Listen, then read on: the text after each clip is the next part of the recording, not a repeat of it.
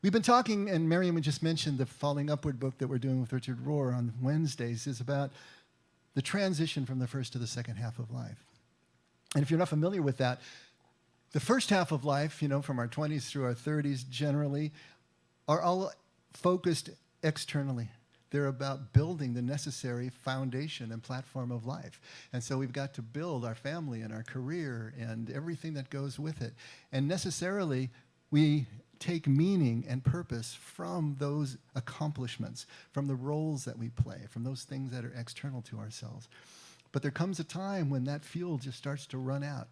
And it can be in the mid-30s to the mid-40s, but we call it the midlife crisis. You can call it whatever you want, but what it is the realization that we're not getting the same meaning and purpose from out there. What do we do now? Is this all there is? Where do we go from here? And if you successfully make that transition from the first to the second half, where you start looking is inward, and you realize it's in here that true meaning and purpose and identity comes from, because this is where we connect with God. Jesus said, you're not going to find the kingdom out there somewhere by observation. Look, here it is, or there it is. He said, it's entos, which in Greek means both within, among, and in the midst of, all at the same time. It's one of those all-purpose prepositions, right? But it means that it's here now, and it's within.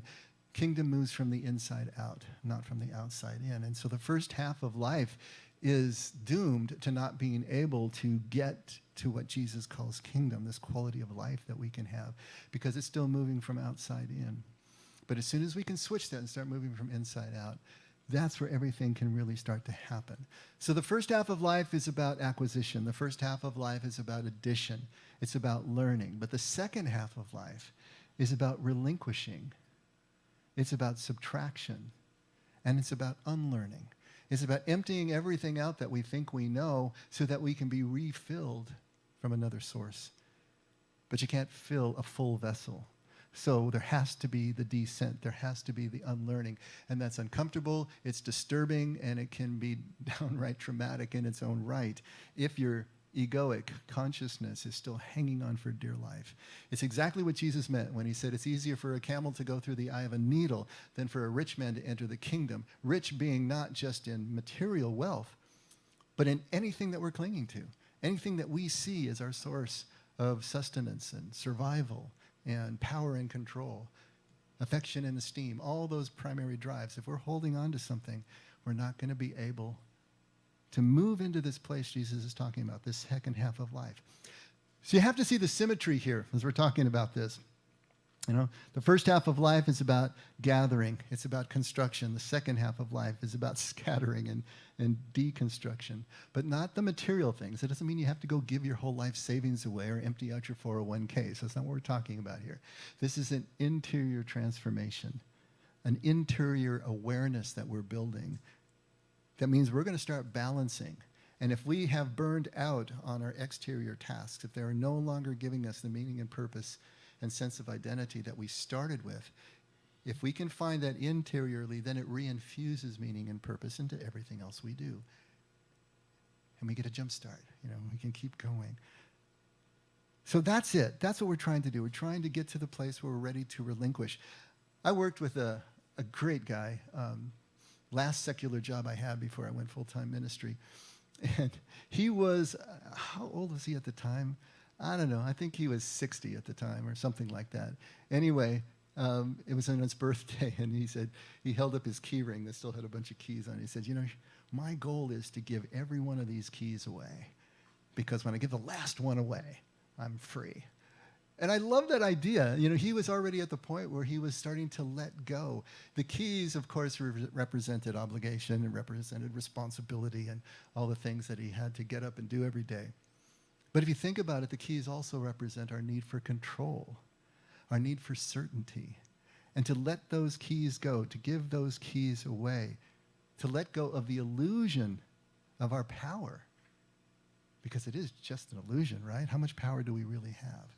To let go of the distractions, all the busyness, everything, is what this second half of life is all about. Now, the effect, if you haven't figured it out yet, is a second half of life faith community. That's what we're all about. We started as a recovery community, but it's the same thing in recovery. If you're in early recovery and you're not ready and willing to let go, if you're not ready and willing to accept your powerlessness, then there is going to be no further movement along that way. And it's the same for all of us, because let's face it, everybody's recovering from something. We've all got unfinished business. And until and unless we're ready to submit to a power greater than ourselves, which is to empty ourselves out, to find meaning, purpose, and identity from within in connection with that power, then we're not going to be able to move on. So the effect since its inception, whether it was in recovery or now working with y'all normies, right? We're working in the same direction. It's about this relinquishing. It's about allowing ourselves to have that descent into humility, into submittedness. Now notice I didn't say submission. That's a word nobody likes, submission. But the reason we don't like submission, I think, is because it seems to paint us into a corner of passivity. It paints us into a corner where, we're kind of victims. That's not it at all. That's why I use submittedness, because I think that gives us at least another, lever in to realize that in submittedness, it is nothing about being passive. It is the most active stance that you can take.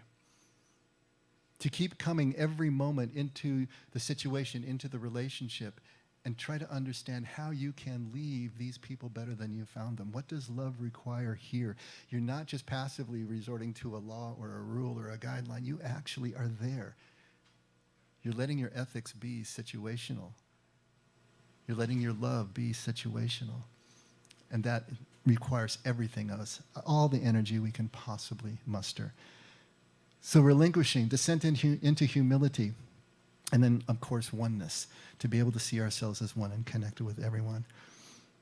And until we discover that all we think we know and everything that we think we have completely misses the point, that it's not important or even accurate, and we hang on to all these ideas, how do we know they're even accurate? But we hang on to them. To realize that everything we think we know is only helpful as a pointer to point us in a direction, to experience the laying down of it all. Because until we're ready to do that, we can't make any further progress along Jesus' way.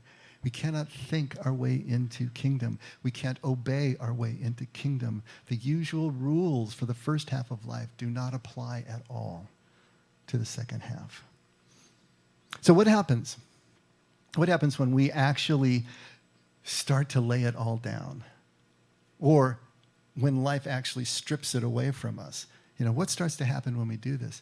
I was just talking to a woman that I was counseling was that yesterday or the day before? And she was stressed and anxious, and she was heartbroken over the loss of a significant relationship. Her boyfriend was just so toxic, but she was heartbroken just the same. And what she kept asking is, why is it so hard for me to let go? Why is it so hard for me to let go of him? She said that she didn't really even recognize herself anymore within the context of the relationship, because she knew that it was toxic. She knew that he didn't want the same things that she wanted in a relationship. And yet she chose him. She kept staying with him. And every time they broke up, she'd go back to him. And she was in this cycle, of codependence, basically. But that was interesting. When I brought that word up, she said, well, I don't see myself as codependent. I said, yeah, most of us don't. All of us are to some degree. But when it becomes actually dysfunctional and keeps you in an abusive situation, then you got to really take a look at it. But she didn't recognize herself anymore. She says, I'm not that person. I'm a strong woman. And she was trying to figure out, what was going on. And this heartbreak was stripping the illusions away from her of who she thought she was and the way that she saw herself. And those illusions are the ideas and the images we have of ourselves that we can only afford to keep while times are good, right? Because when times get difficult, then everything starts to get stripped away. And we need to face our flaws.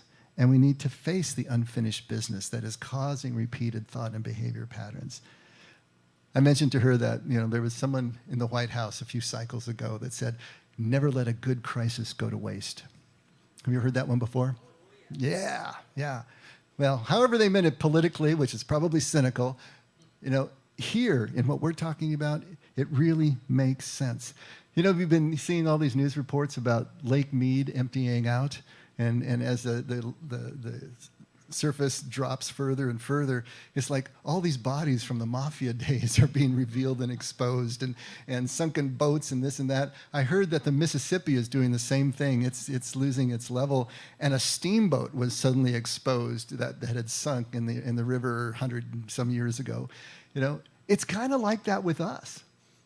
When we start to move into this descent, or when a tragedy or a heartbreak or a loss in life starts to strip away these illusions, as if the level of the water of our distraction, of our illusions, is just emptying out until these things are exposed, like skeletons in the closet or something. And this is what she was facing, that things are being exposed to her that she really hadn't dealt with her whole life.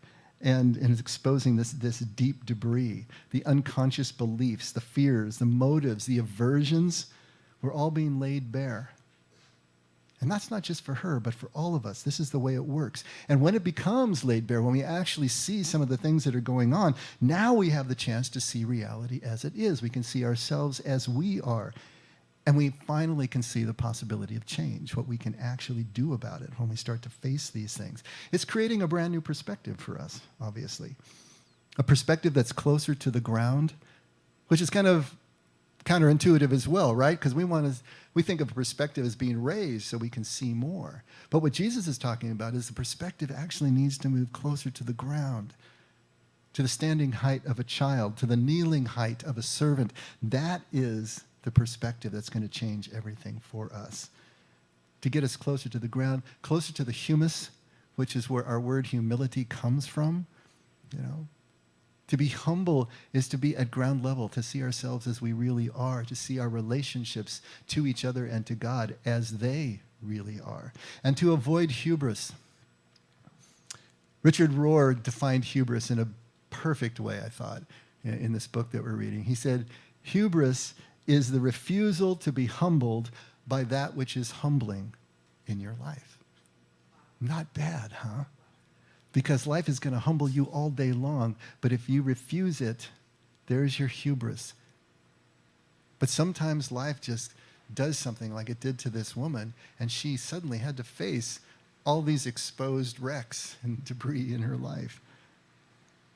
And so there are events like this, both tragic and joyous and peak experiences, that have this ability, because of their intensity, to really blow open the curtains, to really burst the bubble of everything that we are familiar with and have been running around in our lives for so long. I wanted to read you an article that I found that I thought was really cool. You all know William Shatner, the original Captain Kirk, right? And a year ago, he actually went into low orbit space flight with Blue Origin, which is Jeff Bezos. Isn't it be nice to have enough money to just start your own aeronautics company? Well, I think I'm going to start space flight. Hey, why not? So Jeff Bezos' company allowed William Shatner as one of a group of 4 on this craft that took off, went into a low orbit, stayed there for a while, and then returned. So here is Captain Kirk actually going into space for the first time, even if it's just a low orbit. And it's really interesting what his reaction was. And I want to read a little bit of this article, actually 2 different articles.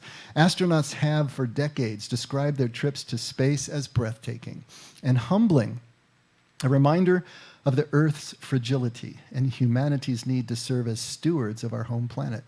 Actor William Shatner, who joined a suborbital space tourism flight last year, experienced the same phenomenon.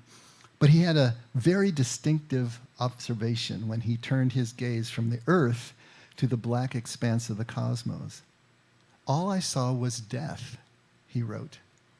I saw a cold, dark, black emptiness. It was unlike any blackness you can see or feel on Earth. It was deep, enveloping, all-encompassing. I turned back to the light of home.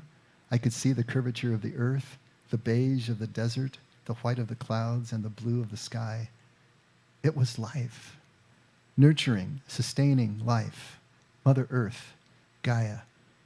And I was leaving her. Everything I had thought was wrong.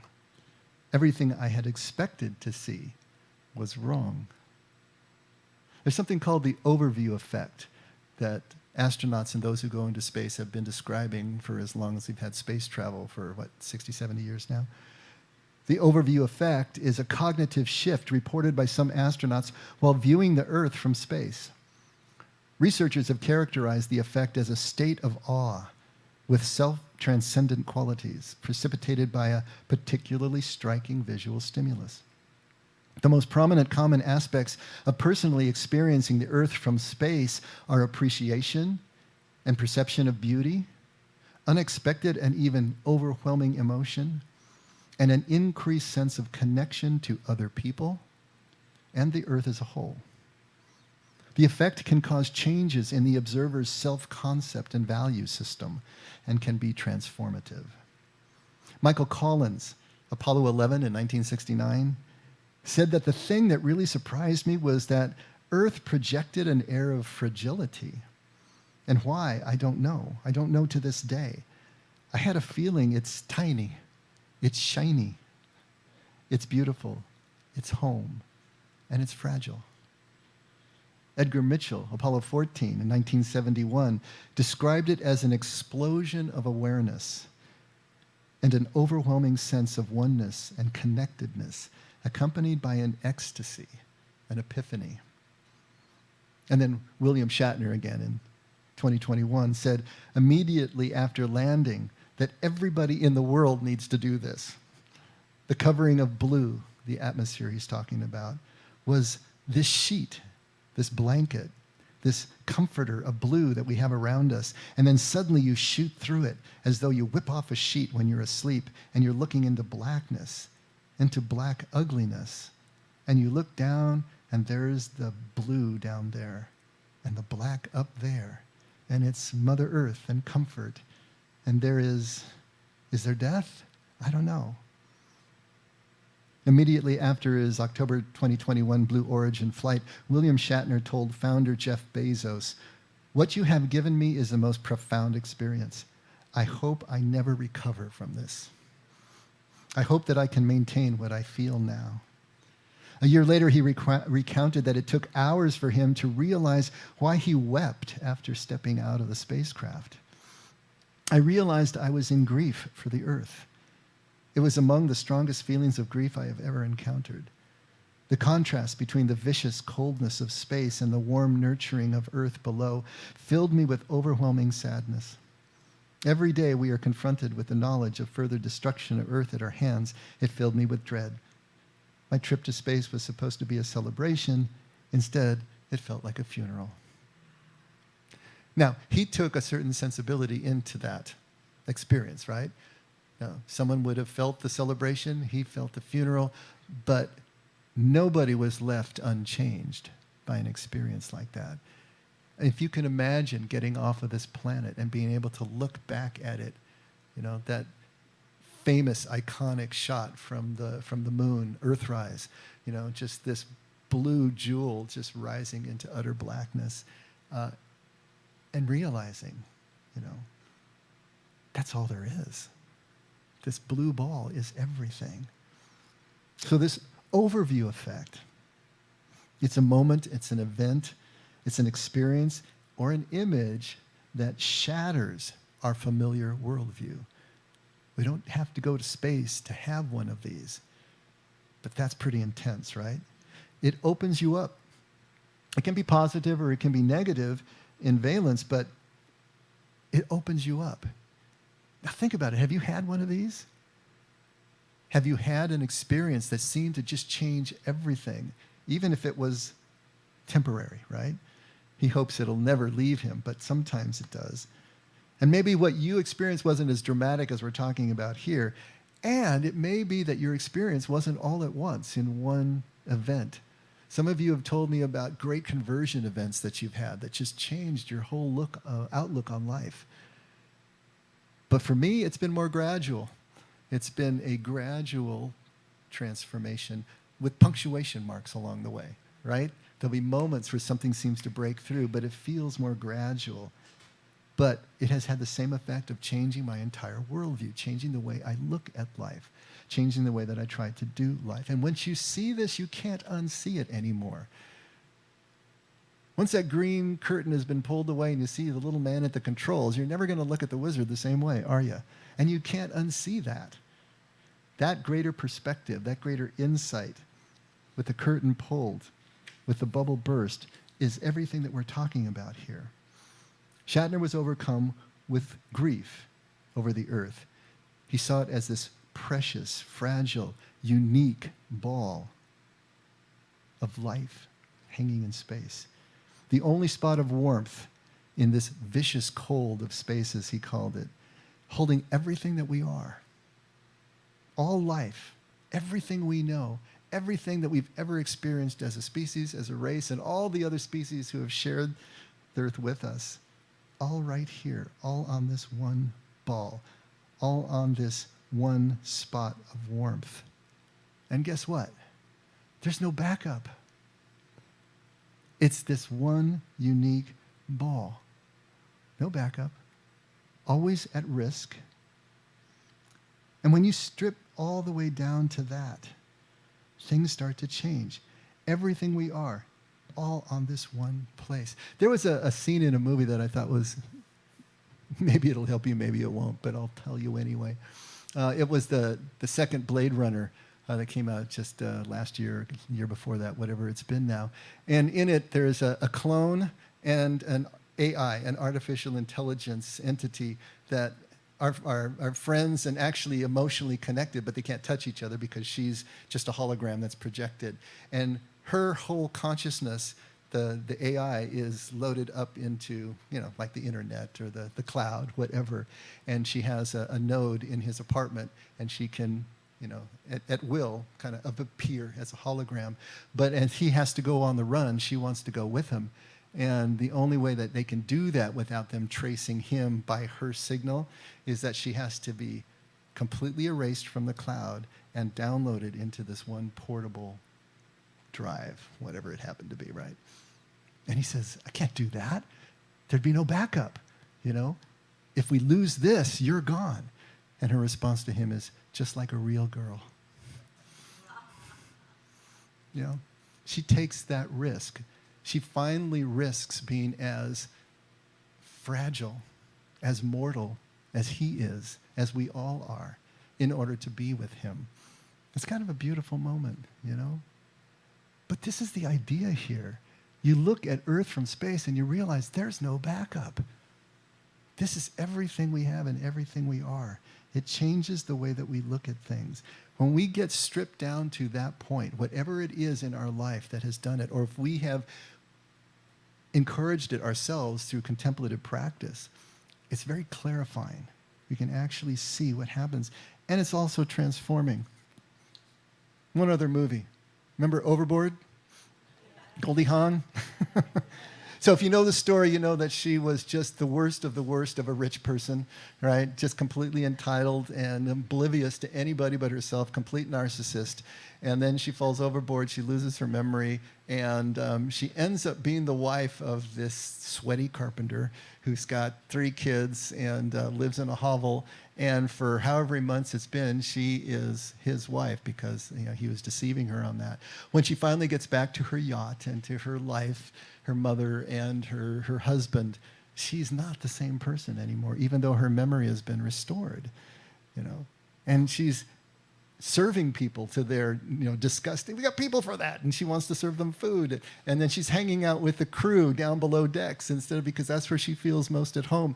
And at one point she apologizes for the way that she treated essentially the butler, Roddy McDowell. And he says, apology accepted. And then she says, everyone thinks I'm crazy around here. Do you think they're right? Listen to his response. Oh no, madam. Oh no. Most of us go through life with blinders on, madam, knowing only that one little station to which we were born. But now you, madam, on the other hand, had the rare privilege of escaping your bonds just for a spell, to see life from an entirely new perspective. How you choose to use that information, madam, is entirely up to you. How are we going to choose to use this information that we get when we have a moment that transforms us, that is transformative? Will we let it transform us? When we are stripped down and we have been pushed out further along the path of Jesus' way of descent, are we going to accept that position and continue from that point? Or are we going to scurry back to what's familiar and try to rebuild our illusions as best we can? How are we going to use this information? What is this all about? This is the crux of what we're trying to understand here. The traumas and the heartbreaks, falling in love, right? Peak events, going into space, but also illness and injury and even just age can all pull back the curtain, expose the illusions, expose the distractions that we have been living. And the question is, will we continue the journey from that point? Or will we try to run back into the illusion? Now, is there a book in the Bible that really expresses this? Is there a book in the Bible that exemplifies the second half? These breakthroughs and these breakdowns that are absolutely necessary to get us to clarity, to get us to a sense of really seeing reality? Well, yes, there is. There better be, right, if I have that build-up for it. The book is called Ecclesiastes, right? Ecclesiastes. And you know, what does that mean, Ecclesiastes? Well, it's the Latin transliteration of the Greek word that translates a Hebrew word, kohelet, you know? So it kind of went around the block a ways. Kohelet is actually, and you're going to like this, ladies, this is a feminine word. And it really means gatherer or assembler in the sense of one who gathers an assembly of people. And in this case, it refers to the one who speaks to the assembly. So it means teacher or preacher. And so it's typically translated as teacher in many of our English translations. But Ecclesiastes just means that. It means teacher or preacher. It is the person who actually wrote the book, okay? The teacher, the preacher. And traditionally, that would be King Solomon at the end of his life. He's tried everything to create meaning and purpose for himself. Tried everything to find fulfillment in life, whether it's pleasure, whether it's physical riches, whether it's accomplishment, great works, and wisdom itself. He's tried everything and realized at the end of his life that everything falls short.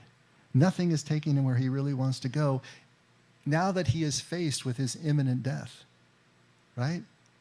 Because death is the great leveler. And you start to realize no accomplishment survives the headstone. What is it that I've been doing all my life? Let's take a look at what he writes in Ecclesiastes 1. And John, if you can pull up Ecclesiastes 1 to 18. This is not in your handouts. I have another section there. And so if you can pull that up. The words of the teacher, that would be Kohelet, right? Ecclesiastes, son of David, king in Jerusalem. He says, meaningless, meaningless, says the teacher. Utterly meaningless. Everything is meaningless. Why don't you just say what you mean, right, buddy? The word he's using there in Hebrew is hevel. It means vain. It means futile. It means mere breath. It means to no purpose or no profit. And so it can be translated as meaningless or vanity, as you've probably heard it in the King James Version, and so on and so forth. As we skip to verse 3, he asks, what do people gain from all their labors at which they toil under the sun? And this is the central question that he asks in the book, and he asks it over and over again, and he's finally going to answer it. What do people gain from all their labors at which they toil under the sun? He's just done a lifetime of this, spectacularly. 1,000 concubines, great building projects, everything you can imagine that a human life can acquire, he's acquired it, and he's still not satisfied. Generations come and generations go, but the earth remains forever. The sun rises and the sun sets and hurries back to where it rises. The wind blows to the south and turns to the north. Round and round it goes, ever returning on its course. All streams flow into the sea, yet the sea is never full. To the place the streams come from, there they return again. All things are wearisome, more than one can say. The eye never has enough of seeing, nor the ear its fill of hearing. What has been will be again. What has been done will be done again. There is nothing new under the sun. Is there anything of which one can say, look, this is something new? It was here already, long ago. It was here before our time. No one remembers the people of old. And even those yet to come will not be remembered by those who follow them. I, the teacher, was king over Israel in Jerusalem. I applied my mind to study and to explore by wisdom all that is done under the heavens. What a heavy burden God has laid on mankind. I have seen all the things that are done under the sun. All of them are meaningless, a chasing after the wind. What is crooked cannot be straightened. What is lacking cannot be counted. I said to myself, look, I have increased in wisdom more than anyone who has ruled over Jerusalem before me. I have experienced much of wisdom and knowledge. Then I applied myself to the understanding of wisdom and also of madness and folly. But I learned that this too is a chasing after the wind. For with much wisdom comes much sorrow. The more knowledge, the more grief. He's saying none of the accomplishments that we do in this life ultimately matter. Whether you're wise or foolish or rich or poor or happy or sad, accomplished or lazy, you all experience the same death. There's nothing to be gained by doing the things that he has done, he realizes. And I know this sounds brutal. I know it sounds defeatist. I know it sounds depressing. But think of it. It only sounds that way from a first half of life perspective, a first half of life mentality. Before the curtain is pulled, before the illusions that we live by are stripped, we're going to be looking for meaning in accomplishment. And so everything he's saying is just flying in the face of that. We can't accept it. But after some breakdowns and some breakthroughs, and we begin to realize that meaning must come from a different direction if it's going to come at all, then we realize then this life of material accomplishment ultimately is only going to come to an absurd place. The teacher has broken through now to the second half of life. Look at how he, as he makes these crazy statements, answers his own central question. Remember, which was, what do people gain from all their labors at which they toil under the sun? What's going to keep us going in the second half of life when you realize that's not where meaning occurs? Well, in chapter 2, starting at verse 24, he writes, there is nothing better for a man than taking meat and drink and having delight in his work. This again, I saw, was from the hand of God. Who may take food or have pleasure without him?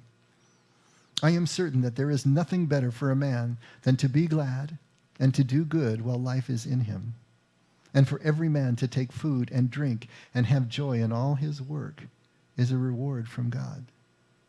Verse 22. So I saw that there is nothing better than for a man to have joy in his work, because that is his reward. Who will make him see what will come after him? Now I know this is going to John's going to be panting to keep up. But chapter 5, verse 18, these are all the places where he's answering the question in basically the same way. This is what I have seen, chapter 5, verse 18. It is good and fair for a man to take meat and drink and have joy in all his work under the sun, all the days of his life which God has given him. That is his reward. Chapter 9, verse 4, for him who is joined to all the living, there is hope.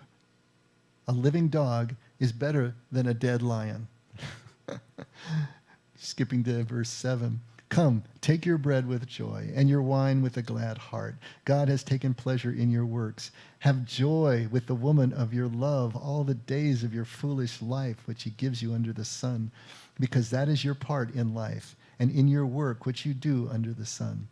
Whatever comes to your hand to do with all your power. Chapter 12, verse 13. This is the last word. All has been said. Have fear of God and keep his laws, because this is right for every man. God will be judge of every work and every secret thing, good or evil. He answers his question, what do people gain from all their labors which they toil under the sun? Over and over in 8 out of the 12 chapters of the book of Ecclesiastes. So what seems like fatalism, when you look at it this way, through the second half of life perspective, is really liberation. It's the freedom from the illusion of control by accomplishment that keeps us in the same patterns of thought and behavior over and over and over again. The teacher is trying to redirect us to the only place that we will ever find meaning. This moment right here, this meal, this person, this task at hand, this work that we are doing, all we have and all we are is located always and only in this moment, right now, on this spot, on this blue ball spinning in the blackness of space with no backup. This is it. If we don't find it here, we won't find it anywhere. Now, we want to imagine that we're creating some sort of backup, right? We're trying to imagine that we're creating some kind of risk-free insurance policy with our accomplishments, with creating our legacy, even with our children.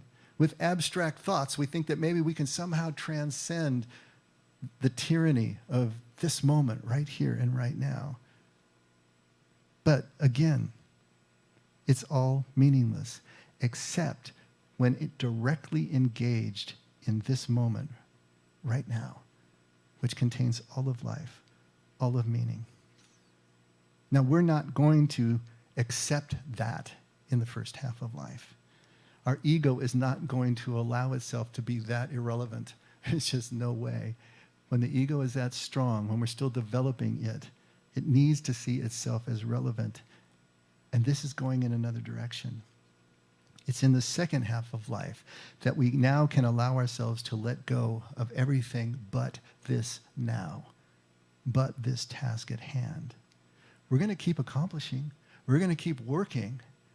But the focus is now balanced between now and not yet, as we've talked about. The Hebrew bride being able to be here, now, relishing every moment, yet still anticipating and working toward a change in her life at any time, not knowing exactly when that's going to happen, of course.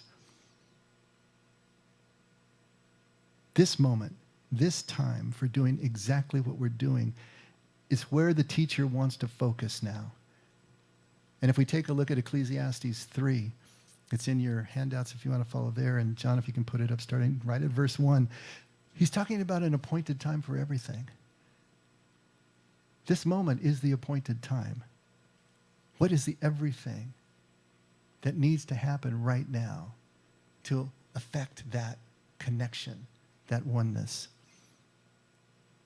He writes, there is an appointed time for everything.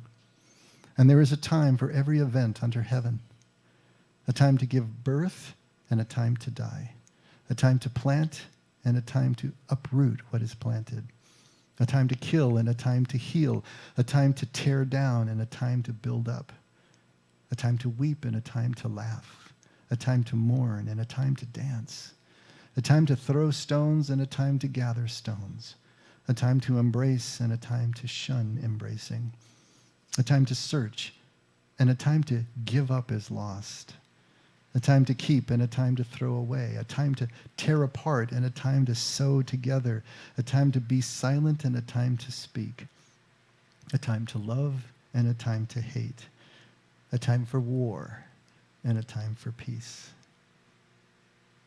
What profit is there to the worker from that in which he toils? I have seen the task which God has given the sons of men with which to occupy themselves. He has made everything appropriate in its time. He has also set eternity in their heart, yet so that man will not find out the work which God has done from the beginning even to the end. I know that there is nothing better for them than to rejoice and to do good in one's lifetime.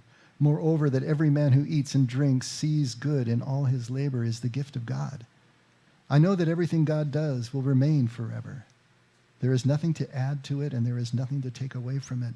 For God has so worked that men and women should fear him. That which is has already been, and that which will be has already been. For God seeks what is passed by. Furthermore, I have seen under the sun in that place of justice there is wickedness, and in the place of righteousness there is wickedness. I said to myself, God will judge both the righteous man and the wicked man for a time, for every matter, and for every deed is there. I said to myself concerning the sons of men, God has surely tested them in order for them to see that they are but beasts. For the fate of the sons of men and the fate of beasts is the same. As one dies, so dies the other. Indeed, they all have the same breath, and there is no advantage for man over beast, for all is vanity. All go to the same place. All came from the dust, and all return to the dust. Who knows that the breath of man ascends upward and the breath of the beast descends downward to the earth? I have seen that nothing is better than that man should be happy in his activities, for that is his lot. For who will bring him to see what will occur after him? This is the very best of Hebrew poetry, in case you're wondering. Just amazing to read and to understand the thoughts here. Again, to be happy in our activities, this moment, which is all there is, this planet, which is all there is, with absolutely no backup. Now, everything that stresses us, everything that keeps us awake at night, is what we imagine outside this self-contained moment. Now, there are going to be traumatic moments in life, of course. But when they are over, the question will be, will we return back to now, fully, connectedly, vulnerably, so that we can experience again the meaning and purpose which is only accessible here and now? And I want to return just to verse 11 in chapter 3. He says, He, God, has set eternity in their heart. Yet, so man will not find out the work which God has done from the beginning even to the end. This is such a central line. But we need to understand what he means by eternity. He has set eternity in our hearts. The word there for eternity is olam in Hebrew. It's also connected with alma in Aramaic, and they have the same sort of idea. It can be translated either eternity or world, which is confusing for us. You know, God so loved the world that he gave his only begotten Son, so that any who believe in him will not perish but have eternal life. World, so loved the world, and eternity are both alma. In this case, olam has that same quality of, sometimes you'll see it translated, he set the world in their hearts, or sometimes he set eternity in their hearts. But what does it actually mean? What is this idea? It can be world, but the idea of endless generations constantly producing over and over again without end. Everything and all-inclusive, all time, always, time out of mind, which would be past and future, and of course eternity. Maybe we can take a page from the Aborigines of Australia who have the idea of dream time. And dream time to them is all at once time. Maybe you could call it every when. It's all the time that there is just here, now, in this moment. And they believe that that is the objective reality of the universe, all at once time, not the way that we typically experience it linearly from beginning to end in a segment. But this is the eternity that has been set in our hearts. The remembrance of this all at once time, the remembrance of everything as one thing, where we came from, who we really are in our God, and where we are longing to return is what is set in our hearts. But as we live here between heaven and earth, between now and not yet, we can't remember that fully. It's a longing. It stays just out of our reach. We can't understand it and we can't control it, but we can experience it in the unfolding of these moments. When you get lost in a moment and lost in a relationship and you experience that all at once time where the clock seems to stop, where everything just becomes this one timeless now. That's what's set in our hearts, the remembrance of what that is. Ironically, it's the meaninglessness of physical life that the teacher is talking about that ultimately leads us back to true meaning, to the only moment that we have, the only moment that exists, on the only planet that we have. that shines like a jewel as if set on black velvet. If we're not transformed by a moment like that, then we need to keep whittling our stick, keep stripping it down more and more and more until it's sharp enough to actually pierce the veil of the illusions that separate us from being able to experience just that, our God, here, now, imminent, incarnate even, in us, through us, among us, with us, now, always now. Let's pray. Father, you are here. You're not somewhere far away. You're not in the clouds. You are closer than our next breath, more intimate than a heartbeat. You are inside our skin, inside our cells. We are swimming in you. And yet we are mostly unaware of you. That's what we want to change, Father. Help us to move from a first half sensibility. Help us to change our focus from out there to in here. Help us to see that everything that we need has already been given us. And it's just a matter of picking it up and running with you, in hand, in tow. Father, thank you for all the world's wisdom, the wisdom of the teacher, for Jesus showing us this very same thing. Help us to let go of what we need to let go of, to scamper after the teachers in our life. And help us to find you more and more intimately every single day. So, Father, your love and your constancy, we thank you, and never let us forget that we can only love because you loved us first. In Jesus' name, amen. Let's all stand.